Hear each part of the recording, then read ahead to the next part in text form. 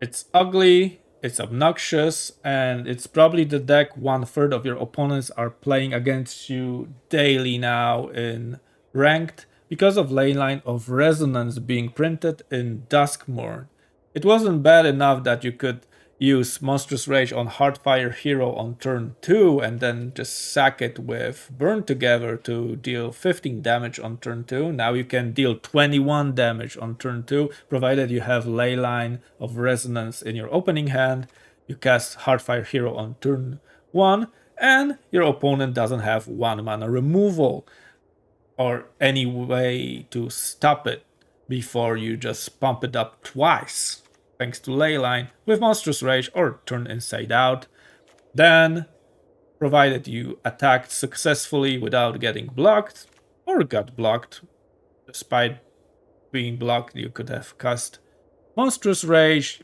That wouldn't matter anyway. With the 1/1, you still get to win on turn 2, dealing 7 damage twice.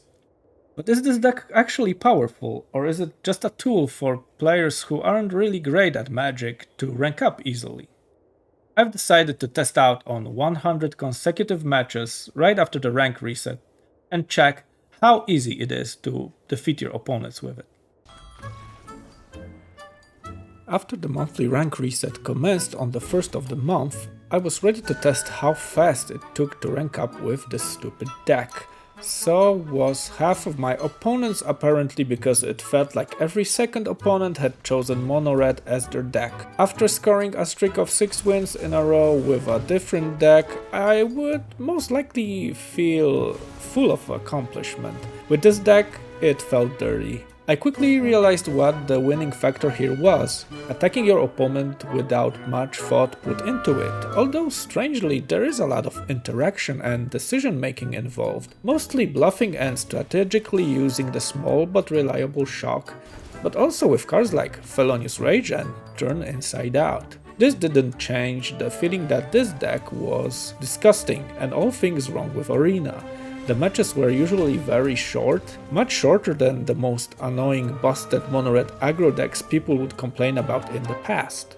Remember mono-red fans playing Mechanized Warfare in turn 3? The Leyline in your starting hand lets you potentially end the match in turn 2 now. Even without drawing it among the first 7 cards, the deck is still ridiculously fast and volatile. It took me 17 matches to rank up from gold to platinum. My win rate was above 70% from mostly just attacking like a chump with 1 mana creatures, pumping them up, then sacrificing them to deal the damage to the opponent again. Peak arena moment. This made me wonder, since it's the Leyline doing all that change, would mulliganing be the way with this deck? You usually don't mulligan with a mono-red deck because once you run out of that poo-poo, you lose almost all of that aggro momentum. But since you only need 2 or 3 turns to win, if you're on the draw and don't have Leyline of Resonance in your starting hand, shouldn't you mulligan at least once? I've switched up my strategy a little bit and decided to start mulliganing softly, going as far as sometimes mulliganing twice when on the draw. After learning the lesson the hard way, I knew the answer to that question. Mulliganing just to get the Leyline is simply stupid since the deck is already very much busted without it on the battlefield. So unless there's a valid reason to mulligan, like no creatures in hand or 0 land, it seems that pushing for the Leyline might put you into a massive disadvantage. This wasn't the only realization I've quickly made when facing my opponents with pure mouse rage aggro energy. Their decks adapted to be able to defend against this atrocious deck.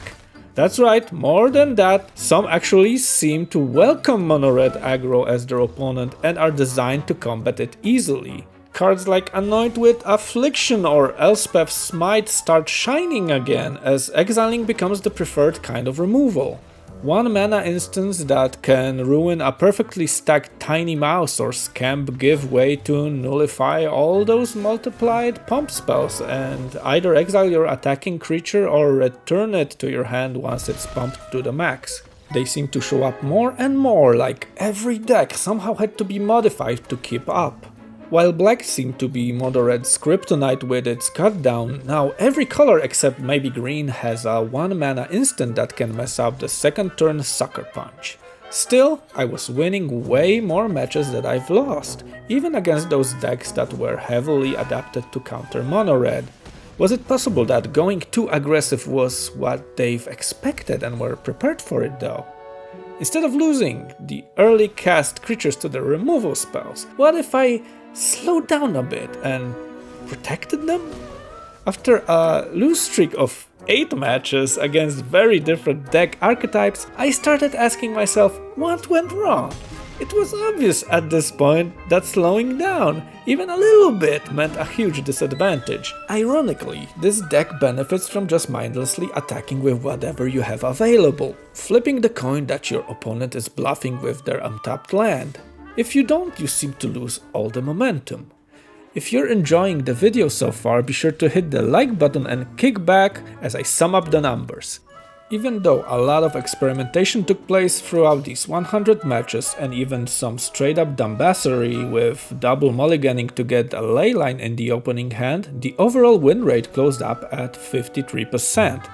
As for how well I represented the mono-red aggro players, I calculated my win rate against the mono-red opponents only and it was roughly 60%, so I guess that I'm better than an average mono-red aggro player and worthy to represent them in this video.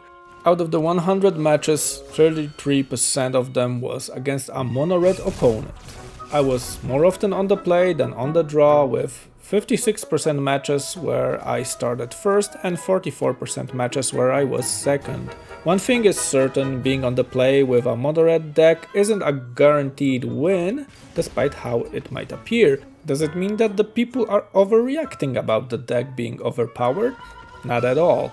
This deck is busted, ridiculous and unfun to play against in most cases. It's also extremely chaotic, so the deck sometimes wins with a single land in your opening hand, another time loses with an excellent curve because your opponent took out the only 2 creatures you had for pumping and you keep drawing more instants.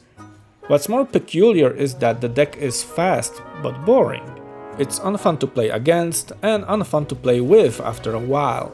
It feels like a deck designed for grinding, extremely predictable and repetitive. This aspect makes losing to it extremely frustrating. Does it ruin Standard? You'll be the judge. Have a great day and catch you in another video.